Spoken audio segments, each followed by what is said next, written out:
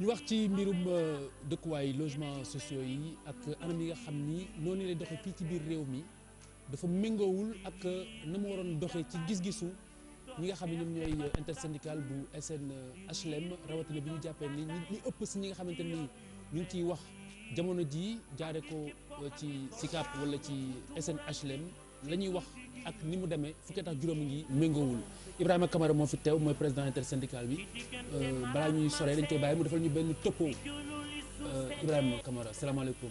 oui maaleykum salaam. léegi dañ lay bàyyi nga tracé carte bi. balaa ñuy soree. waaw nga tracé plan de marche. d'accord merci beaucoup. donc gërëm ñëpp si vraiment émission bi di féliciter aussi vraiment ñoom Birima ñoom vraiment Papis Bouba vraiment c'est des gars pertinents et aussi ak ñoom professeur ñoom professeur vraiment avec le professeur qui mais non mais y a un philosophe qui est là ce soir aussi en tout cas vraiment c'est une émission qui est suivie par tout le monde donc ñëpp ñu koy seetaan donc tey jii je pense que di lay remercier aussi vraiment Khalifa pour vous servir nouvelle an bi di meilleur donc je pense que lu ñuy wax tey ci logements sociaux yi dafa ute ak lu am parce que mooy que tey su ñuy wax logement social mooy que dañuy dimbale askan bi pour que nit ñi ku gën a néew doole mën a am dëkkuwaay loolu mooy objectif mais suñu xoolee maintenant jamono bi depuis maintenant SNHLM ak SICAP ñoom ñu ngi fi woon depuis 1960 et tey suñ xoolee lu ñu def lépp pratiquement l'essentiel ñoom ñoo ko def mais suñ toogee jamono yi ñu toll depuis 1999 xel est-ce que mën na nangu ne SNHLM mos sa jot 1 mètre carré. Comment ça depuis 1999. oui donc ni en tout cas man SNHLM mosuñoo jot 1 mètre carré depuis 1999 ñu bëgg a appliquer ay logements sociaux wala jox nit ñi ay terrain et aussi suñu xoolee même la genèse moom mooy 1980 dañoo joxe presque 700 hectares au niveau de Cambérène. C'est les Parcelles Assainies de Cambérène. Ça, man soutenant même les événements de 1960 avec les logements HLM, ainsi de suite, partout, HLM Padoua, HLM Gibraltar, ainsi de suite. Mais suñu ñëwee parce que boobu dañoo bëggoon atteindre vraiment néew gi doole bi mooy jaaykatu même caaf bi. ñu baliser, morceler, dugal ndox, dugal courant, mu jox ko parcelle mu dem même si benn case la fay def même benn barab ñu jox ko mu dëkk ñu koy accompagner même avec ça c'était avec la Banque mondiale ça veut dire qu'avec des crédits à long terme loolu si ñu accompagner ko ak benn plus de 1000 logements suñu ñëwaatee maintenant 10 ans après mooy l'événement de Malika état encore jëlati presque 500 hectares jébbal HLM ne ko encore defaral pour néew gi doole gi pour que ñoom ñu mën a am fuñ dëkk donc loolu c'est les parcelles de Malika parcelles yooyu ça coûtait environ 900 000 donc parcelle lu Cambérène yi ay 190 000 la doon jar même 300 000 donc ñu ñëwati en 2000 mooy laa wax entre 99 ñu joxeti ko 750 c'est au niveau de Kër Massar je pense que sénégalais yu bëri am nañ fa parcelles yi ça tourne autour de 1 million 500 apport du 500 000 leen doon laaj mais jamono jóg la dakk ba tey presque 18 ans voire même 20 ans yaay wax 15 ans mais léegi bu jege. depuis 2000. ba tey amul benn mètre carré boo xam ne état jox na ko SNHLM. comment on peut attendre donc Sénégalais bi day am jafe-jafe parce que tey ñun suñ demande de client bi rek man ëpp na 10 000 alors que on a que 150 hectares yoo xam ni jam ñaari tey on a même arrêté. pour ne mënatuñ joxe. maintenant mënatuñu leen jox suuf. donc est-ce que da nga bëgg a wax ni promoteur privé yi. ñoom ñooy lekk si ndab li donc maa ngi ñëw foofu si topo bi. donc pour vous dire que même 150 hectares yooyu. aussi ñu ngi ko jot en 2012 certes mais fay bor la c'était l'événement de Jaxaay. avec 2005. bu mu amee état bi ñëw comme HLM am na fa suuf mu ne damay jël si yéen 100 hectares wala 150 hectares parce que ma plan Jaxaay. foofu de jagul sax. donc ça veut dire que jaxaay sax jagul. mu nangu may réquisitionné comme ni ñuy def sa société d'état la maa ko moom. donc jox leen ma lii. ñu jox ko. di xaar ñu toog 10 ans toog presque 10 ans après 7 ans après amul doon ñu fay jam ñaaji boo xam ne tey. avec le port minéral yi de Bargny amputé na 25 hectares yi. loo xam ne c'est l'argent du contribuable moom la ñu ko liggéeyee. Sénégalais yi ñoo joxe seen 1 million ñu jël ko dugal fa presque plus de 2 milliards. oui état port minéral yi di ñëw ñu dagg tuyaux yi c'était vraiment indigne pour na mën ko gis si bët gis ay tuyaux yu ñu dagg nit ñi war fa dëkk di xaar depuis 10 ans wala même 17 ans am na ñoo xam ne retraité da ngeen encaissé donc ñu ne port bi léegi mu boole ko travaux yi depuis 1 an loolu ba tey waxuñu si c'était en décembre moom lañ def travaux yooyu une fois yi ne non port bi a besoin avec des mesures de sécurité donc dañuy jëlaat na tant d'hectares donc loolu yëpp ay jafe-jafe yoo xam ne dafay tegu si cartographie bi leer na. donc maintenant en 2 mots lan mooy problème bi. problème bi mooy promoteur privé yoo xam ne ñoom kese la ñuy jox suuf ñoo ko àkki moom bàyyi HLM bàyyi SICAP parce que ku xam promoteur privé ñuy lekk xaalisu jàmbur ñuy jaay lu cher alors que HLM soo fa ñëwee au moins soo fa dencee sa xaalis daaw 10 ans après. soo fa bëggee. DG bi su damee tamit. c'est vrai très bien. donc loolu mooy intérêt bi donc ça veut dire que tey. aussi même pas de financement parce que avant il y avait le FAU. mooy fonds d'amélioration soit de l'habitat urbain.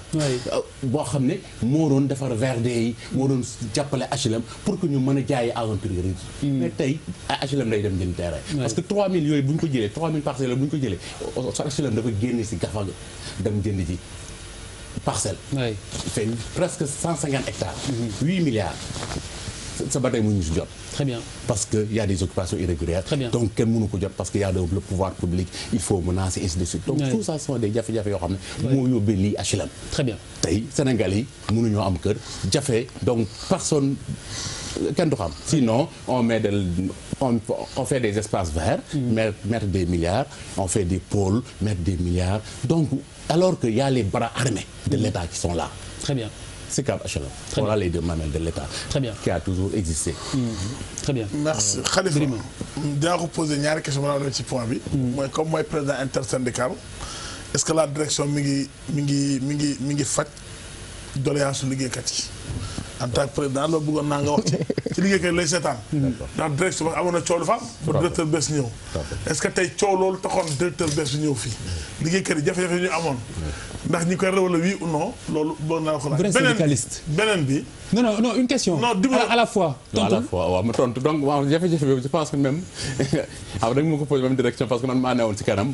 bu ñuy ñaxtu pour que directeur boobu donc tey jii je pense qu'il y a un climat social boo xam c'est apaisé entre le président du conseil d'administration et aussi le directeur général donc ñun loolu intéressé wu ñu suqali suñu kër yi mooy intéressé d'abord avant ñuy wax ay revendication tey foofu leen toll ñu suqali suñu kër gi. ñu bàyyi ñu xel que su boobaa les revendications di neex. donc climat social apaisé deuxième question bi. beneen bi mooy damaa dëkk daal mooy wax daal dama ci wax. dañoo am ay Parcelles Assainies de Saint-Louis jaay ko depuis 2009 2010. am ñu ci am ñoo xam ne fay nañ ba mu mat sëkk seen xaaj fay ko depuis ah. xanaa dañ cee bokk am ci rek mais dañ cee bokk. non waxal ne xoolal Birima xoolal non. boo nee ñu ci am. mais il avoue Birima am nga ci déedéet yow ak sa jabar ku ne am nga ci parti. non Birima léegi wax ñu dig Sénégal yi ñu dig waa Ndar ñu dig nit ñi fonctionnaire yi foofu. ak sa jabar. fonctionnaire yi ñëpp dañoo lebi ay banque man mii doxee yéen CNCA laa leb banque ñu ngi dégg banque CNCA banque CNCA ñoo ma lebal waaw kon am nga ci ñun ñëpp ñu leb dugal ci ñu dig ñu ay voirie dig ñu ay nangam jaay ñu ko lu cher gisuñu voirie yi gisuñu këyit gisuñu dara yéen aussi bu ngeen bëggee ñu jàpp leen respecter seen engagement yi vis-à-vis des Sénégalais. alors bàyyi ko mu réagir après donc foofu lu may réagir rek mooy que tey Birama kër goo ñu ko jaayee 8000 9000 francs lañ la ko jaayee au mètre carré. donc soo ko comparé ak beneen prix c'est incomparable tey ndox mi mu ngi fa courant bi mu ngi fa xam ne lu nekkoon jafe-jafe bi. mooy autorisation de lotir moo tax amoo sa papier tey pratiquement voirie boobu c'est une mesure d'accompagnement soo xoolee si attribution yooyu ñu def c'est pratiquement 800 parcelles. mais 400 yi ñoom ñoo fay. yeneen 400 yi dafa réer dañuy nit ñi inscrire donc moment bi on est en train même. dafa réer mooy lan dañuy inscrire. maintenant kenn doo leen gisati. après doo mën a def mais tey on est en train même de faire des communiqués on a fait plusieurs communiqués uniquement pour ñu ñëw fay pour ñu mën a continuer. mais ñu matal na non dafal nag ma wax la moitié bi laa la wax moitié bi.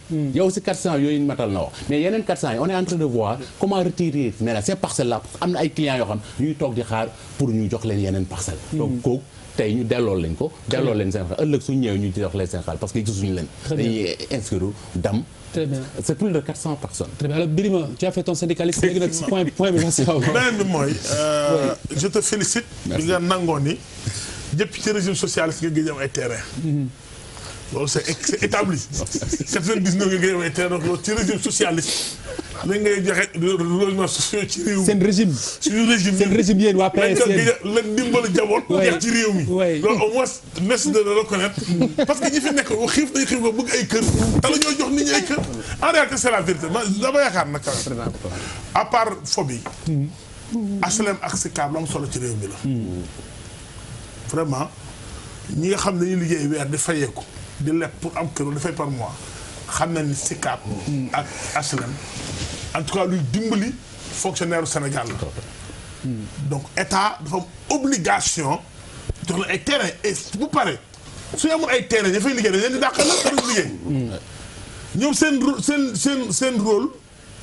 seen rôle mooy dagg ay kër nit ñi mën ci dëkk ci loolu la ñuy dund. ci anam yu oyof. ci anam yu oyof. ku ne xam ne léegi privé bi di jaayee kër ci Sénégal kuy liggéey salaire rek yam ci. pour ñoom kër dina jafe. tigi dëgg la kay. wax dëgg yàlla depuis 2000 ba léegi c'est la vérité man bëgg naa trop le régime du président Macky Sall dindi injustice boobu. fonctionnaire u Sénégal amatuñu kër.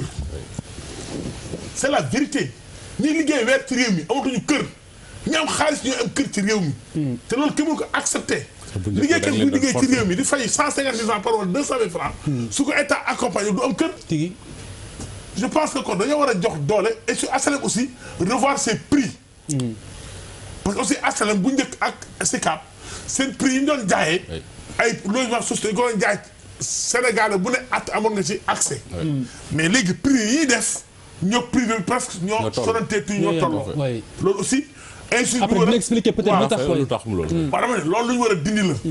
dañoo war a dagg comme àll aéroport Diass bi nangam am na foofu terrain yoo xam ne bari na danañ ci dagg jox ko HLM jox SICAP. liggéeykat yi mën faa dëkk autoroute à péage jaar na foofu mais ñu jaay ko à bas prix. parce que loolu mais waxuñu aussi ngay comme ni def jaxaay jaay 4 millions 3 millions ay kër moins de 10 ans. te du ñëw taxaw fii naan amuñu ndox amuñu courant ña nga inondé aussi loolu baaxul. je pense que état moo war a accompagner la population sénégalaise.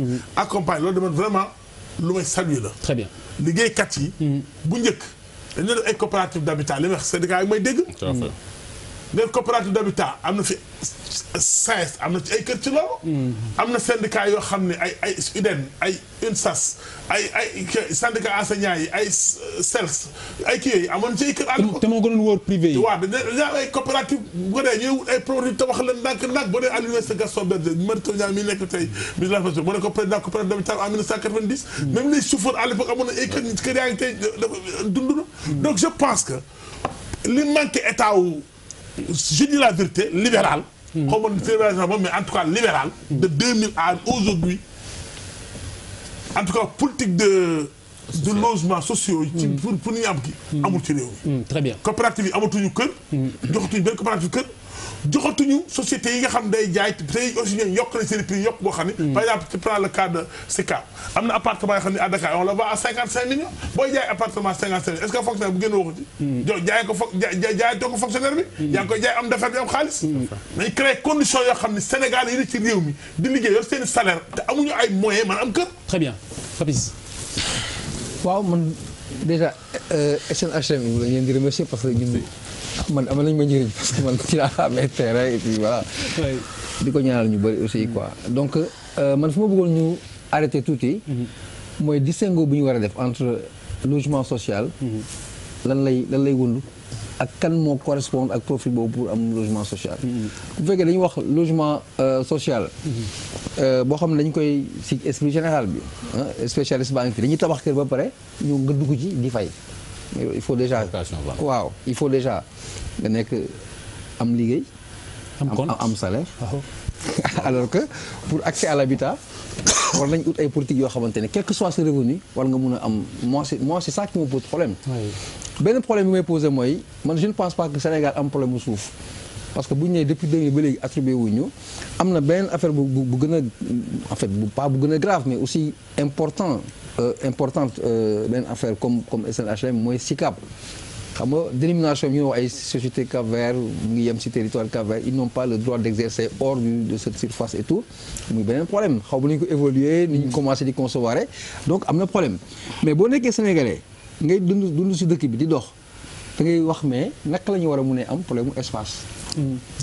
Pourquoi on a un problème mais parce que ñu bëgg dëkk Dakar mais waaw ponctuel formel établi que Sénégal amatul suuf. si tu l'entends. pôle Diamniadio bi kañ lañ ko créé. 2013. yàggul. yaay combien d'hectares ñu jël pour ça.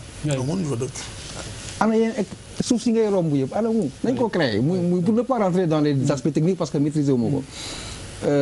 di wax benn aspect boo xam ne ça je le dis aux gens des HLM parce que seen terrain yi tamit ni nga koy jaayee aussi yombul trop parce que sénégalais bu nekk sénégalais moo mun a taxañ 2 millions et quelques pour fay terrain aussi bu fekkee dafa war a social dafa war a base dafa war a spécial pour ñu xam ne lii pour néew di doole la mais bu fekkee dafa jàpp 2 millions ça va un Papis Diaw il a tous les problèmes du monde pour dajale 100 000 francs donc 2 millions c'est autre chose hein. Très bien. Voilà le Bouba. waaw man en général je pense que wax mosoon naa ko fi wax ma ne boo seetee Sénégal pour man yenn politique yi pour un peu sax mooy inégalité sociale bi nga xam ne moo am nit ñi dañu war a dund ensemble quel que soit seen rang social c'est-à-dire que te loolu politique moo koy def te boo seetloo mu ngi wax depuis 1999 ak léegi mais am na ay pàccu ci réew mi yoo xam ne mais le travailleur lambda la mais dootu ci am Sénégal da ngay dégg tout ñi nga xam ne ñooy patron yi ah su dul magistrat di commandant di ministre di colonel di commissaire di en tout cas ñi nga xam ne à la limite boo seetee li ñu leen di fay ah ak li ñuy percevoir ci état wu Sénégal war nañu mën a lijjanti ba am seen kër bopp ñooñu rek la ñuy daggal ñu am si loolu ñoom logement social. ñooñu rek non ñooñu la ñuy daggal terrain ñoom la ñuy daggal cité fu baax ñoom lañ jox pour leneen te loolu mooy dëgg c'est-à-dire que àddina dafay dox boo jëlee quartier yu bees boo demoon cité kër góor gi nga demoon rek nga dagg cité kër góor gi fi ñu ko tagg yëpp nga seet ñëpp ñu fa am kër ak nan lañ ko amee. mais foofu c'était non laisse-moi terminer rek dama ne non attends ma expliquer la c'est-à-dire que boo déggee cité kër góor gi cité kër góor gi ça rime avec président Ablaye Wade nga dem foofu nga dagg cité kër góor gi nga xool ñan ñoo fa am kër ak nan lañ ko amee amul benn pas waroon wax sax benn bëri na sax laay wax ay anciens dignitaires ñu ngi may dégg du pouvoir ñoo xam ne ku nekk am nga sax poche sa compte bancaire loo jëndee kër fenn am daggal nañ la fa copinage bi dafa bëri ça veut dire que stratégiquement nga ñëw vers les Almadies Ngor et tout ça tout ce que état bi am finalement beddi nañu képp ki nga xam ne tu es un travailleur tu aspires un jour à avoir benn kër xam nga lu tax ma wax ko c'est pas que parce que le gars est travailleur que da nga koy sànni ci àll ba jamono àddina ki am ak ki amul dañu war a cohabiter te loolu politique la ak vision aujourd'hui ñoom ñi ngi naan amuñu boo demee pôle Diamniadio bi 80% jox nañ ko société étrangère yi c'est parti de 150 mètres carrés à 1 million 500 à un appartement de 150 mètres carrés à 60 millions c'est-à-dire que aujourd'hui état vision la ak ngay prévoir dañu war a xool un peu nit ñi nga xam ne dañu néew doole nan lañ leen mën a encourager mais boo seetee dëggantaan fépp fi nga xam ne pàcc bu bees la képp ki nga xam ne dafa nekk ci suuf beddi nañ ko te loolu dans 50 ans ce que xam nga ce que ça va causer ñi am ñooy dëkk dëgg la ñi amul dem ci àll ba dëgg la souligner juste que ce n'est pas contre les familles hein, mais c'est juste contre un système hein. Tout à fait alors en fait man je pense que lu may rebondir si d'abord ci les interventions mooy intervention Birama lu tax d'abord logement yi cher je pense que bu ñu xoolee bu njëkk ba c'était ay coopération étrangère ñooy ñëw indil ñu ay financement yoo xam ne c'est à long terme ay 15 ans ay 20 ans mais léegi on ne peut pas soit ci banque de la place nay dam soit mu lebal la benn prêt boo xam ne tu vas le payer pendant la durée de la construction mooy 3 ans donc ça veut dire que client bi non seulement état joxuma en franc état joxuma 1 franc parce que du état mooy fay salaire u HLM 1 franc au budget état duggul HLM nii suuf donc ça veut dire que c'est comme si SNHLM dafay jéem a dund ak ingénieurs yu fa nekk ak techniciens yu fa nekk xool monter seen projet dem ut financement ci banque bi tegal leen intérêt ñu ñëw jaay ko client bi ñëwati dem jënde ko ci banque bi doublement intérêt la pratiquement. Donc loolu mooy. C'est la banque qui gagne. C'est la banque qui gagne. Donc tey jii ñun suñu defee benn logement boo xam 10 millions lay jar au moins client bi di nga ko jënd 20 millions wala 25 millions. boo xam ne ci banque bi à terme.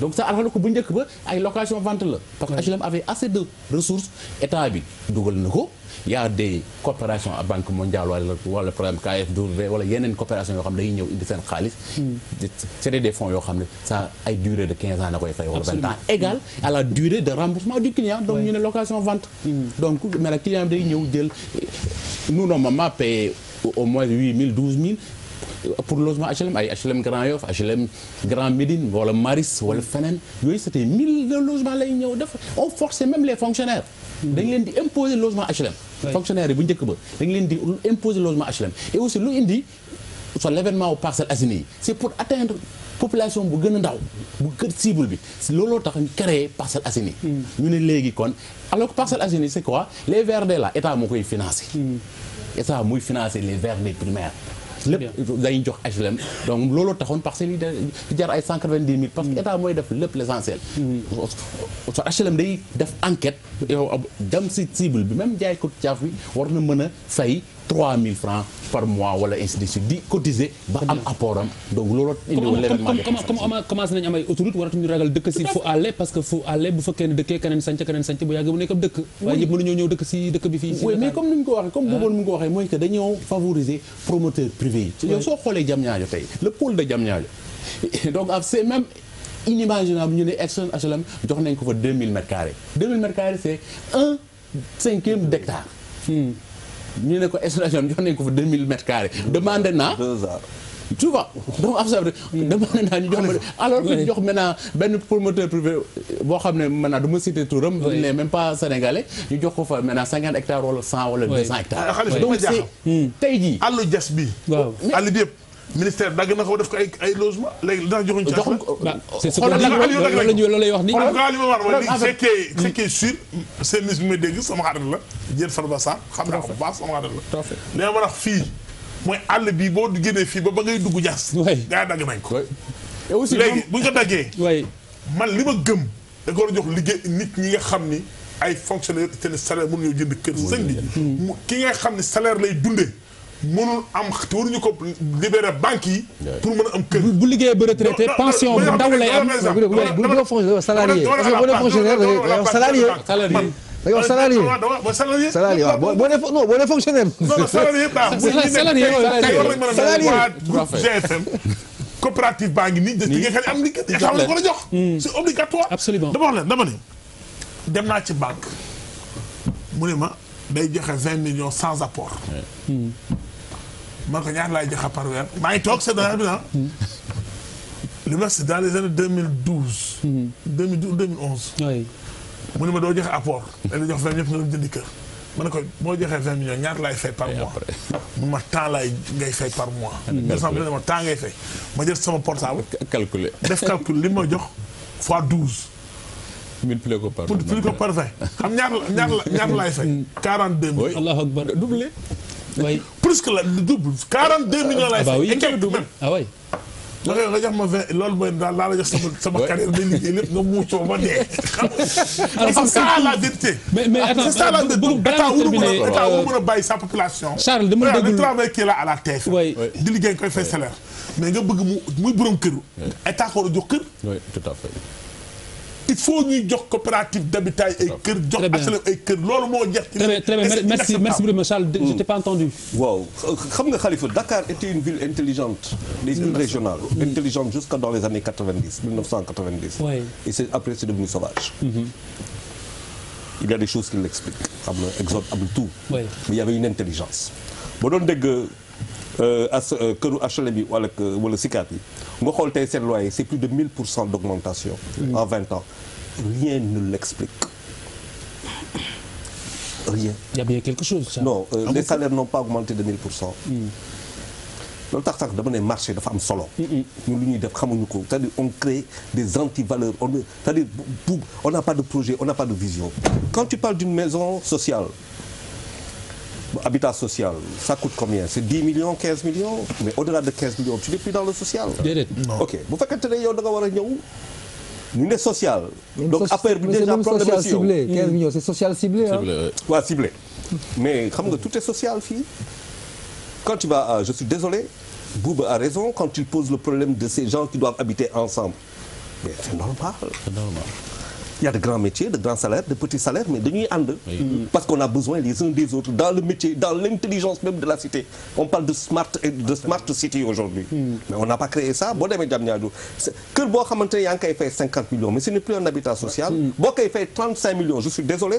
Aujourd'hui tu as 35 millions de francs en poche. Sans jaar ci banque sam tu as R plus 1. jaar yoon. Meublé kër bu rafet. C'est-à-dire quoi? C'est-à-dire que notre véritable problème aujourd'hui mooy quelle est la politique quelle est lan mooy suñu vision. Très bien. Amul problème suuf. Amul problème coût la ñu am. Comment peut-on expliquer cette explosion? Xam nga tey da ngay jël affaire bu gën a ndaw Sénégal nga jël benn jeune homme bu am 300 000 francs par mois mu takk benn xale bu ndaw ñu am 200 000 francs les deux décident d'aller vivre dans leur maison. Mais xam nga duñu am kër. Dans appart ah bah oui parce que bu dee. xam nga duñu musa am kër dana métti. duñu musa am kër. Et ils ont tous les deux moins de 30 ans. Mais c'est ça. Duñu ma am kër. Qu'est-ce qu'on leur propose? Fi nga xam ne qu'on a un problème. Bu fekkente ne da nga ne par exemple tey on va aller di dëkki Diamniadio di dëkki Diass di rapprocher port minéralier am tali wu ñu war a def et ainsi de suite war nga réfléchir fii ak 30 ans. wala 50 ans génération boo xamante ne de jeunes cadres âgés de moins de 30 ans. fa la ñu jëm. liggéey bi fa lay commencer. Mais génération googu bu muy commencer. Ah mais attends tu ne peux pas lui imposer 50 millions d'entrées. Non ni nga poser affaire bi moom. Je pense que c'est difficile à repenser même. C'est difficile ba en fait je pense que man lu mu si yokk aussi mooy que. bon suñu xoolee logement social. donc en fait il faut état bi xam ne wala en fait gouvernement xam ne. waru ñëw uniquement basé wu si ñoo xam ne dañoo am revenu boo xam ne. mën nañ fay kër. tey alors que promoteur privé yëpp seen cible c'est faire des appartements. C'est normal. seen cible c'est faire des bénéfices alors que HLM. loolu du rôle am. Très bien. daf ko teg fii uniquement pour comme son nom l'indique habitation à loyer modéré. Très bien loyer modéré boobu pour ñu mën ko am. nekkatu ko de. nekkatu ko pour terminer juste li ma la bëgg a laaj mooy. da ngeen am problème mu espace da ngeen am problème mu suuf lan moo ko justifier nan lañ ko motiver loolu. ah oui. lu tax mu say jot amul problème non problème suuf mooy que. en fait tey jii question de volonté politique la. en fait question de volonté politique kese la. si l'État décide. ne je vais donner 700 hectares. soit à la SNHLM. La minute qui suit maintenant soit le décret est signé. Souvent ñun ku ñuy jox suuf c'est le président de la République mooy signer décret. Très bien. Sur le domaine national on signe un décret et on continue suñu liggéey. En ce moment là vraiment le problème est résolu parce que tey jii suñ toogee am plus de 10 000 demandeurs de logement ou de parcelles. Ça veut dire que yow Sénégalais yi xamuñ toog fu ñu jëm. alors Ndiaye suñ demee si logement social dafa am loo si bëgg donc suñ demee si promoteurs yi. sans rien. suñ ñëwee HLM ne leen man depuis 17 ans. amu suuf très bien merci beaucoup. et aussi même bu ma bëggoon terminer mooy aussi accompagnement par rapport au financement. même soo defee sa montage. état bi mënul a garantir. état bi mënul a garantir tey jii man pour man comme ndox mi courant bi tey suñ ko état subventionné woon konoon kenn du ko mën a fay ba koy naan. Très bien. parce que courant bi suñ si defutoon budget état kenn du ko mën a fay. Non, mais le message donc ça veut dire que tey alors que ndox moom wala courant boobu si biir kër gi lañ koy naane. c'est clair ko naane si benn mi. merci Ibrahima Ndiaye. en fait man li ma fi dégg. Le fond du problème mooy c'est un appel quand même. Un appel aux autorités. Parce que entreprise boo xam ne jaay suuf ak jaay ay logement mooy seen liggéey depuis 2000 amoo produit. pour def ko buñ ci jógul entreprise bi day suux day disparaître. Donc il faut ñu jox leen lu ñu liggéeyee. Merci Ndiaye. Papis, non, je peux t'accorder 2 secondes. 2 secondes, j'exagère. Vas-y. waaw en fait man la ñu rajouter si par rapport ak waa HLM yi. c'est-à-dire il faut que ñu bañ ñu comprendre que c'est pas pour combattre promoteurs yi. C'est une bonne initiative. Que moom initiative qu'il y ait des promoteurs qui proposent, c'est du business, il faut l'encourager. Mais il faut que jotewul ñu ubbi les portes voilà les promoteurs, il faut les encourager parce que ça donne de l'emploi, c'est du business également. Merci beaucoup. On va suivre après ñu gën ko yaatal. Comme appel bi jàll na. Tout à fait, fii jàkkaarloo mooy lancer alerte yi. Exactement. di faj aju askan wi. Exactement. gis-gis bi mu ñëw.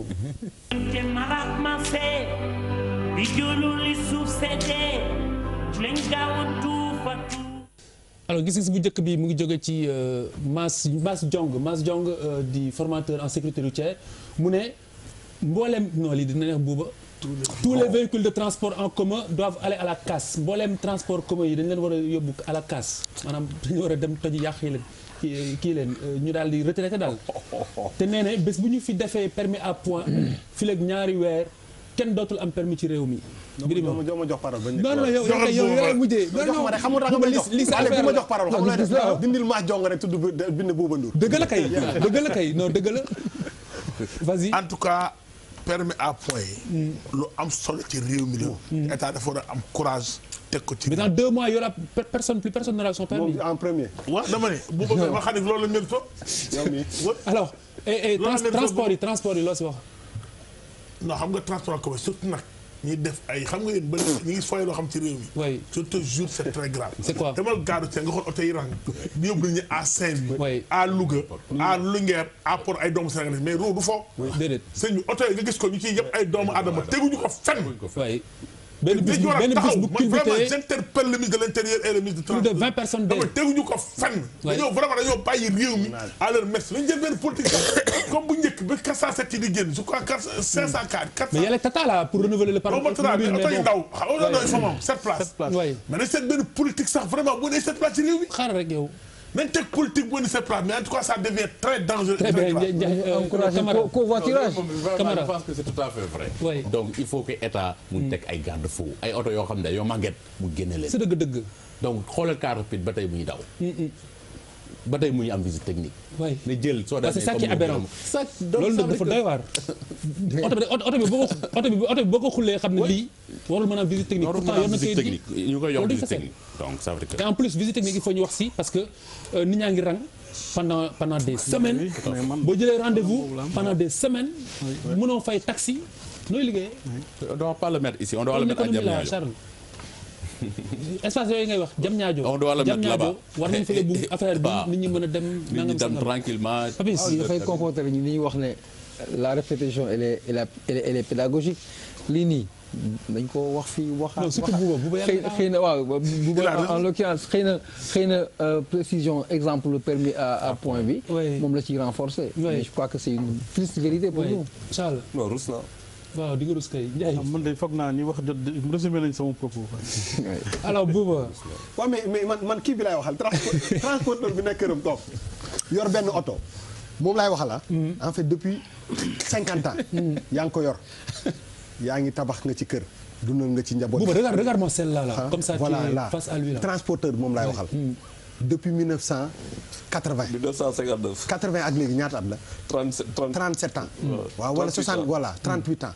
nga yor oto bi waa ji doom ji juddu na ci. màgg na ci jàngi na ci école fay nga ci tabax nga ci kër takk nga ci jabar xale bi am na jëkkër retraité nga ci.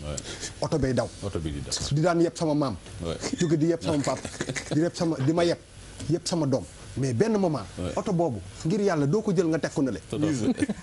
c'est-à-dire que aujourd'hui est-ce qu'on parle de la personne qui est chez lui non attends rek qui prend oto boobu jox ko benn chauffeur mu ci dang-dangi moom xamul muy def versement bi ñëw na mu compter def ci poosam alors qu'il sait que amortir na affaire bi depuis 50 ans. léegi loolu li nga wax nii bu ci tegee li biir ma wax kuy gor boo amee oto boo war a génne si. mais nag ci kaw loolu yëpp. mais ci kaw loolu yëpp. mais Khalifa ci kaw loolu yëpp. état mi ko bàyyi. waaw mu dawal léegi nag xoola léegi bu ma waxee transporteur ba pare. ma ne ko léegi baal ma àq. en fait en réalité. c'est pas lui transporteur bi moo ma yëpp. c'est pas lui. état bi ko bàyyi muy daw. non donc état. ngir yàlla ak yonent bi. ati bis topp mooy Aïssata Tall Sall ginnaaw bi ñu ko daxee ci parti bu Birima bi parti socialiste mu ne décision la boo xamante ne nii maanaam tekkiwul dara Birima gis nga moom dàq nañ ko de. ah dàq nañ ko de. waaw mais c'est nul et non avenu. waaw dama dàq nañ ko. ah waaw. ay Papis. boo dàqee koo xam nga ni problème légitimité rek àndoon nga dàq ni ma ëppoo ma fi doole. man daal pour man affaire bi toll na foo xam ne. bu doon benn nit lañ dàq mais ñoom ñii. pour man dañu war a xeex pour récupérer seen parti parce que ñoom ñooy avenir u parti bi. Birima yaa dégg. gis nga sama la. ah très bien Birima nag démocrate la nag. non man quand même je préfère ne pas parler. très bien Charles. Pour une fois je vais rire du parti socialiste. tey saa waay démocrate la. Ndiaye ça va rek. Bon, on peut dire que c'est dommage. Oui. Et vraiment, moi, ça ne me fait pas rire, quoi. Un parti politique, quand même, qui a cette histoire-là. C'est dëgg. Je pense que warul montrer ce visage bi. alors bis topp ki topp mooy Aminata Mbengue Ndiaye mu ne Khalifa Sall moo tax Tanor Dieng ñàkk élection 2007 ak 2012 2007 ba nëgët ni mu ngi koy complot di ko saboté. li ma wax daal mooy ñoom ñii ñu dàq. nañu récupérer parti bi. Papis. Non, mais je crois que c'est les Sénégalais qui n'ont pas choisi Tanor, c'est pas Khalifa. Alors, Ndiaye ne commente pas, Charles. Alors, Camara ne commente pas. Alors, Birima. waa li Aminata di mbax. waaw. du man mënu ko expliquer ci biti. mënu ko. mu expliquer ko. waaw expliquer ko mais lu bari am na ci. waaw. ah am na si. très bien. xale bis topp mooy kan. président Macky Sall mu ne li ñu ce qui nous unit li ñu boole moo ëpp doole li ñu tàggatle. booba. ci ban. ce qui nous maanaam Sénégal. ce qui nous unit li ñu boole moo ëpp doole li ñu féewale. ah il parle du Sénégal pas de. non non c'est discours c'est extrait discours à la nation bi la. ah ok ah oui. c'est ça je précise c'est important. voilà le contexte sénégalais. Oui. Sénégal ñun. li nu boole mënoo ko sax méngale ak li ñu tàggale parce que dara tàggale wu. tigi lépp nu boole. tigi man phrase bi appel à l'unité la et daf may fàttali benn chanson Aby Ndour. wax réew mi ñoo ko bokk bu ko kenn. enfin comme ça voilà je pense que li ñu boole moo ëpp li ñu féewale te li ñu féewale en général ce sont des intérêts crypto personnels. bu nga kenn nangu. voilà loolu moom la. dëgg la kay Papis. Ça c'est l'idéal. Charles Faye li ñu fa war a leeral boo ko réew fu ñu jëm waxal. Non, c'est très fort ça. N'allons pas en 2019. Ça c'est très fort hein. Je pense que les gens doivent se retrouver pour parler de l'essentiel, éviter ce qui s'est passé en 2000 vraiment en 2017 l'année passée là avec les législatives. Oui. waaw vous savez que le président Macky Sall c'est un homme de paix hein. C'est un homme de paix, un homme de dialogue. te loolu mooy rôle en tant que chef d'État. mooy fexe tàppe xol yi. nit ñi doon benn. très bien merci parce que bu yoroon leneen day métti ci ñëpp. très bien. Très bien alors excellent week-end bien le bonsoir à professeur on pense à toi excellent week-end.